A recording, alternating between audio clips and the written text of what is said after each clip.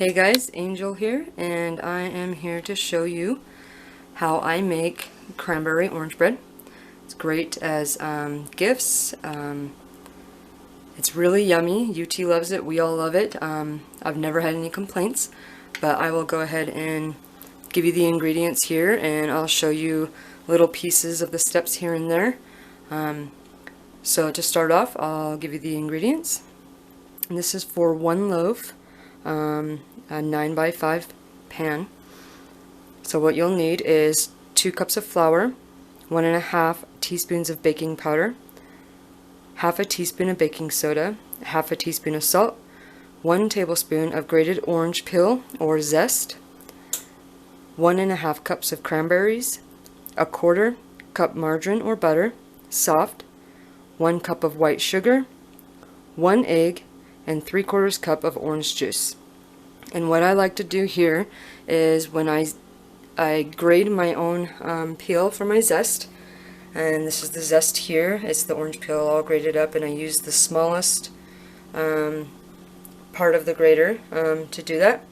And then I like to cut the orange up and blend it with a little bit of orange juice till I get my 3/4 cup. I like to use the whole orange. I think it makes the bread taste much better. It's softer and stays more moist. So that's what I do with the orange. And then I'm going to go ahead and get these mixed up, and I'll show you what I did then. Okay guys, so here in the first bowl, I have mixed part of the ingredients. First thing you want to do is preheat your oven to 350. Lightly grease and flour your loaf pan. And then you mix together in one bowl. You want to whisk together your flour, baking powder, baking soda, and salt, and then you stir in your orange zest and cranberries and set aside. And you may also add nuts if you're someone who likes to add nuts to your breads. That's an option. You can add those as well at this stage with the flour and the cranberries and the zest. And then I'm going to go ahead and mix together the liquids, and so I will show you what that looks like when I'm finished. Okay, so here's the liquid part of our batter. What you do is you grab a large bowl, and cream together your butter, sugar, and egg, and you stir that until the mixture is smooth, and then you stir in your orange juice, and then you will go ahead and after this stage you will add it to your flour mixture and beat that all in until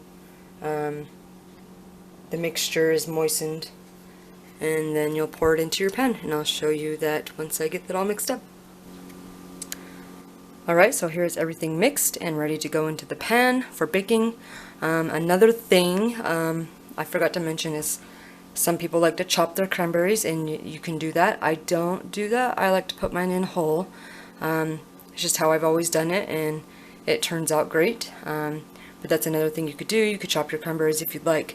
But this is, everything is mixed together and stirred, and it is moistened and ready to go into the pan for baking. And then I will show you, it fills the pan about halfway, and it will get to be about the full size of the pan, but I will show you when it is finished. And then also another thing with the leftover zest, you can use to make an orange icing glaze, which I like to make occasionally, and I'll go ahead and make that this time, and I'll show you how I do that as well. Thanks for watching. Love you guys. Alright, a quick look before it pops into the oven, and this is what it looks like right before baking. Love you guys. Thanks for watching. One thing I forgot to mention is you will bake your bread at 350 for 1 hour, or until the bread springs back when you lightly touch it. Okay guys, so here is the recipe for the orange icing glaze. It's very sweet and orangey, and it tastes amazing. All you need is 1 3/4 cups of confectioner's sugar, a 1/4 cup of orange juice, 1 tablespoon of orange zest, which is the leftover from the orange I did on the recipe for the bread, and 1 teaspoon of salted butter melted.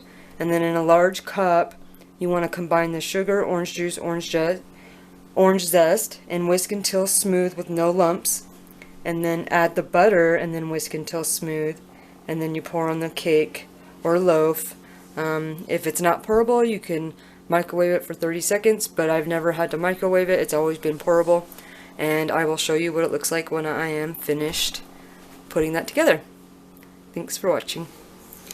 Okay, so here is the orange icing glaze, all mixed up and ready to pour on the bread. When the bread is finished baking, I'll pour that on there and I'll show you guys the finished product. Also, I didn't use all of the orange zest. You can save this, you can dry it and save it and put it in a jar and use it for other recipes. It's not as good fresh, but it still works and does the job later on. Love you guys. Thanks for watching, and we'll see you soon. Hey guys, so here is the finished loaf of cranberry orange bread with the orange icing glaze poured on top. And this is how we make cranberry orange bread. It's very delicious, great for gift giving. You can make them into smaller loaves as well. Very delicious, kind of dense, but it is a very good dessert bread. We love to make it, we love to eat it, and I wanted to show you guys how I made cranberry orange bread. And if you guys decide you want to make this recipe, let us know down in the comments how yours turned out. We would love to hear, and we want to wish you guys a Merry Christmas and a Happy New Year, and hope your days are filled with joy. Thank you for watching. Have a wonderful holiday. Merry Christmas, everyone.